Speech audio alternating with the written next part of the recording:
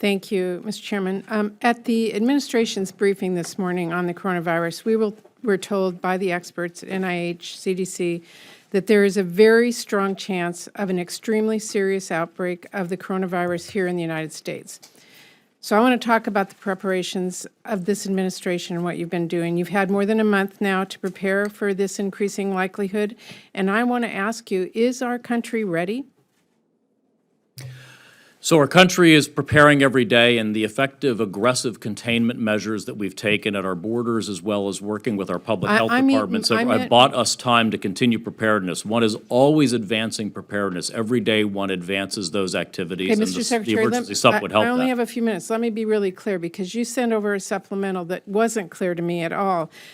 You just mentioned a number of things, from tracing, state and local governments needing their health cares and hospitals ready for this. You've talked about protective masks. You talked about surveillance system. I didn't see anything in that request that specifically says how much each of those are going to cost. And we know, we've seen this outbreak in China now. We know it is going to other countries. It quickly overwhelms a healthcare system. It puts patients who don't have the virus at risk, who suffer from other conditions. We know that medications become very difficult. Did you stockpile any of these critical supplies that we are told we need? Masks, protective suits, ventilators, anything? Is that stockpiled and ready? So we do have in the Strategic National Stockpile ventilators, we have masks, we have... Enough? Well, of course not, or we wouldn't be asking for a supplemental to seek more money to procure more of that for this circumstance. This is an unprecedented, potential severe health challenge globally, and will require these additional measures. Okay, well, I didn't see any numbers in your request. We'll be briefing committee staff and members. This just came over last night, Yeah. And we'll be briefing you on those You just details gave us and a supporting you with very technical long assistance. list of things that are needed, most of which we don't have, which you can't just buy tomorrow. And I am very concerned that this is not only inadequate in terms of numbers, but in terms of specifics of what we're going to need, and we need to know that from your experts.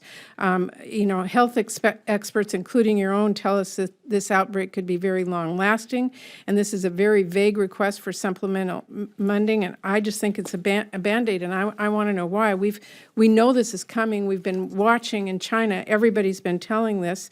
What are the long-term costs of a sustained response? Do we know that? Including the manufacturing, by the way, of diagnostics that we know we are not ready for right now. Well, we have the details. We'll be provided in the committee and the committee staff, and we want to work with you on this to ensure that it's an effective supplemental that meets your needs. This funding request is for 2020 money only at this point. It would have a permission for carryover into 2021 spend, but then we would work with the Congress, the appropriators, on adjusting any 2021 needs as we learn. We're really learning day by day and week by week here the contours of this disease, as well as the spread of the disease and its potential impact, and that will help inform those 2021 discussions that we would, of course, have with this committee going forward in the next couple of months. Well, I just have to say, I'm very concerned about this administration's attitude towards this. If a pandemic is coming and we are disregarding scientific evidence and relying on tweets and an emergency supplemental without details, and we're not stockpiling those things right now that we know we might possibly need for this or for any future pandemic, I'm deeply concerned that we are way behind the 8 ball on this. Well, we actually have been aggressively moving. It's been a month and a half since this situation arose, and we have enacted the most aggressive containment measures in the history of our country in terms of our borders. I've used the first federal quarantine authority in 50 years of an HHS secretary. We've worked with our state and local partners. Can you assure every single American today that if this pandemic hits our shores, that we have everything available and we've stockpiled it and we're ready to go?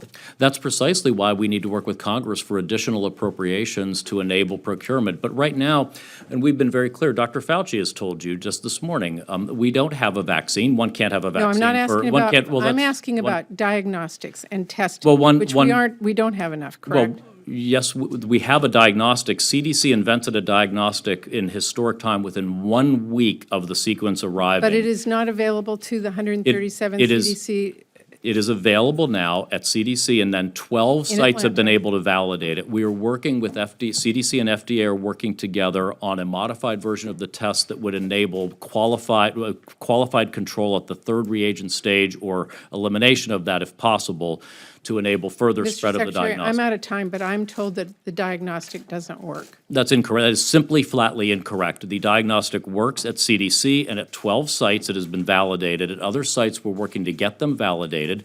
This is a working diagnostic.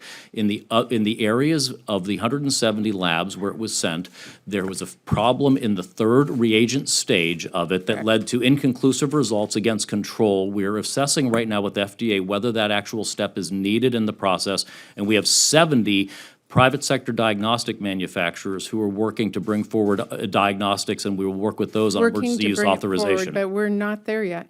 We are now, 50 days into it? This is historic. No administration, no CDC in American history has delivered like I don't this. question that at all, but I do question our ability with a very small, unspecified supplemental and the lack of preparedness that we have to be ready for this. Thank you, Mr. Chairman.